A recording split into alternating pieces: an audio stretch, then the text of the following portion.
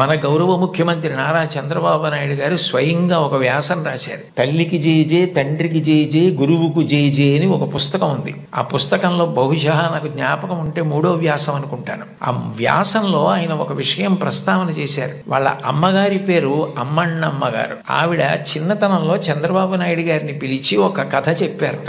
ఒరే నాన్న, మనిషి కష్టపడాలి. ఎందుకు కష్టపడాలో తెలుసా?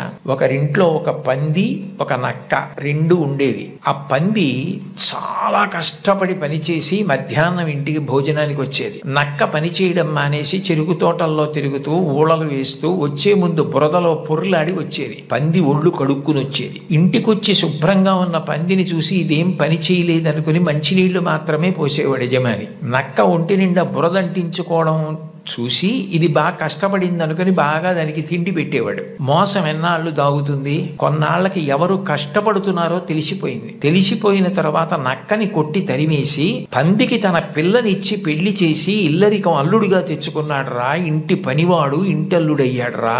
కష్టపడిన వాడు వెనక్కి తిరిగి చూడడు జీవితంలో. కష్టపడడం నేర్చుకో అని మా అమ్మ నాకు చిన్నతనంలో చెప్పింది. మా అమ్మ చెప్పిన కథ నా జీవితానికి దిశానిర్దేశం చేసింది.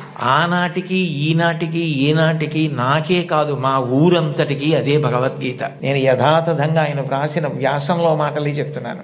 ఆ మాటలే నాకు స్ఫూర్తి. ఇప్పటికీ కష్టపడడం నాకు అంత సంతోషం. ఆ కష్టపడడం అన్నది నేను మా అమ్మగారి దగ్గర నేర్చుకున్నాను. ఆ కష్టపడే ఇవాళ ఈ స్థితికి వచ్చాను. నేను ముఖ్యమంత్రినైనా మా అమ్మగారు మాత్రం మా ఇంట్లో గట్టిగా 3 రోజులు ఉండడానికి ఇష్టపడేది కాదు. మళ్ళీ వెళ్ళిపోయి ఆ నారావారి పల్లెలో తెల్లవారి 5 గంటలకి లేచి గొడ్డు గోద పొలము పనులు అవి చేసుకోవడం, ఆ కష్టపడ్డము ఆవిడికి ఎంత సంతోషము అని అమ్మగారి ప్రేరణతో తాను ఎంత వృద్ధిలోకి వచ్చారో వ్రాసుకున్నారు.